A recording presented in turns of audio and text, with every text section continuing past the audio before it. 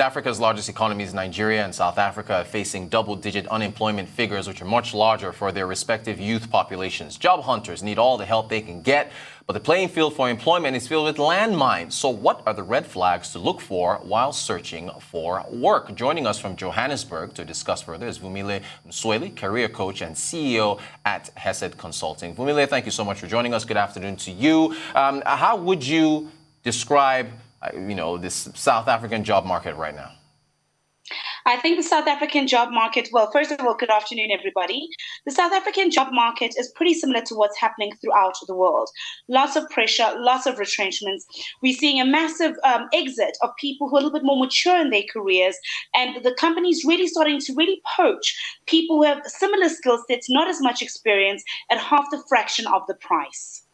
Thank you so much. And it's still early in the year, but has there been any difference at all between where we are right now, quarter one 2021 versus last year? So if we're comparing year on year, around about this time, obviously we've lost more jobs. But if we're comparing the last quarter versus this quarter from 2020 to 2021, there's been a slight improvement of less than 2% in people increasing in unemployment, the unemployment rate there. But on the street, it's not permanent employment. What we're seeing is an increase in contractual work. So that's a slight difference that we are seeing. And we're seeing also a bit of an increase in entrepreneurship within the job market, which for small to medium-sized enterprises is a plus, but unfortunately for the more stable labor force of large corporates, it's really not looking good. And of course, we've seen the likes of some large state-owned organizations like the South African Broadcasting Corporation, 600 people overnight losing their employment. Yes, indeed. We talked about the South African Broadcasting Corporation on our flagship morning show this morning. Do you find yourself talking to more women than men when giving your job hunting advice? So it's interesting. I actually find myself speaking predominantly to women, and I call it the Trump effect, right? So what we're naturally saying is men tend to have more confidence and will apply for a role even when they meet only 40% of the requirements, whilst their female counterparts will only apply when they're seeing 80%. To say, actually, I'm meeting 80% of the job requirements, let me then actually now apply. So it's really encouraging women to apply even if they feel they don't quite meet all the job requirements. That's a very interesting stat. I might follow up on that later. But for now, what kind of red flags should job hunters be wary of as they look for employment? So the first is obviously look at the culture of the organization. A lot of us are so desperate to just find employment for putting food on the table. We're not cognizant of what is the culture like. Will it be good for you in the long run? So look at the culture of the organization. Have conversations with people who are currently employed by that organization. The second is we're seeing a lot of people actually taking massive salary cuts without negotiating. So feel free to speak to your organization and say, what are some of the perks? What are some of the benefits that I can actually get in my cost to company that perhaps that might not be financial remuneration. A good one that I'm asking all my clients to take a look at is, of course, equity. We're looking at the South African market at the moment. Yes, we're seeing the Johannesburg Stock Exchange starting to take a little bit of an uplift. By getting those shares in now, we know that in 5 to 20 years' time, there'll be a massive difference in your net asset value. So do not be afraid to negotiate for that, just out of desperation of securing a job now. Great stuff. Talk to us about the importance of having a career plan.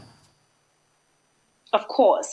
So we all know that if you don't plan, you're planning to fail. So a lot of us are allowing our work to actually happen to us.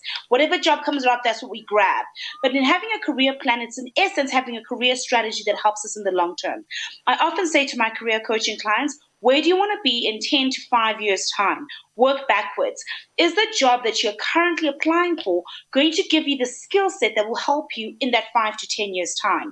So remember, when going for employment, they're not just doing you a favor or service.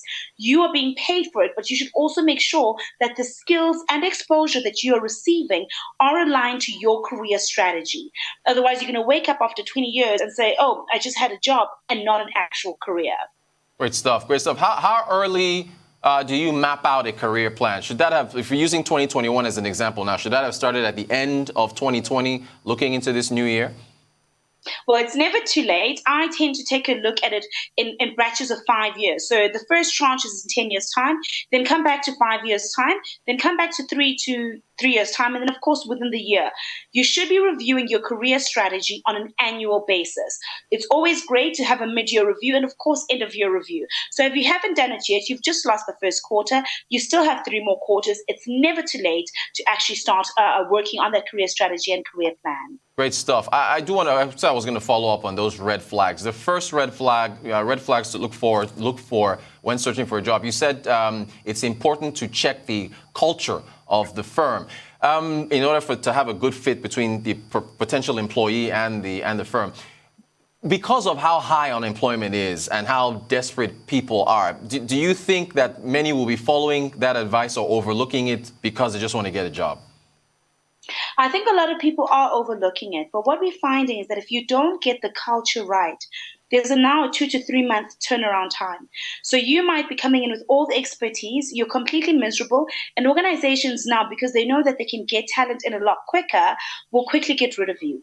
By making sure that you're measuring right the first time, it assures sustainability for you and ensures that you're actually not foregoing other opportunities because you didn't get the culture right and the skill set fit correct. So you'd rather make that executive decision in the beginning as opposed to being jobless once again and having lost 3 months where you could have found the right job for you. Also, one thing I'm very, very keen on is don't be afraid to have conversations with your employer about potential other revenues, side hustles, because we all know you're going to go in now probably at 40% less than what the market was allowing 2 years ago. So you have to compensate for that income. So having those critical culture conversations and strategy conversations allows you to give the best to your employer whilst also making sure that you're still taking care of your own wallet. Great advice. Great advice. Speaking of the market, I guess pay being, you said 30 to 40% lower than what it was last year. How does that complicate salary negotiations? That was the second thing advice you had, to not be afraid to negotiate pay. Here in Nigeria, it's an employer's market because employers have the pool to pick from. So how does one navigate that? So I always say salary is not always what you take home. Please, in looking at your costs of company, what are the perks that you can negotiate? Can you work from home? Can they subsidize your data needs? Can they give you access to perhaps education and courses that you won't have to pay out of your own pocket? Is there a cell phone allowance? So the other perks that you can take a look at outside of just money, because companies right now, from a financial perspective, they're trying to lower their operational expenses. So finances are going to be difficult, but negotiating perks will be a little bit easier. Negotiating things like I mentioned before, like getting access to equity, will be a little bit easier to negotiate. So do not marry yourself to the idea of you must only focus on your take home. You mentioned it is an employer's market, and that's the same that we're seeing here in South Africa, as well as in other countries that I can sell for, in Botswana, as well as Rwanda, even in the United States. So it is an employer's market, so you have to be a lot more tactical in how you're actually negotiating. Great stuff. Vumile Msweli, CEO of Hesed Consulting, also career coach. Thank you so much for your tips on job hunting, South Africa and Nigeria and everywhere else. Appreciate your insights.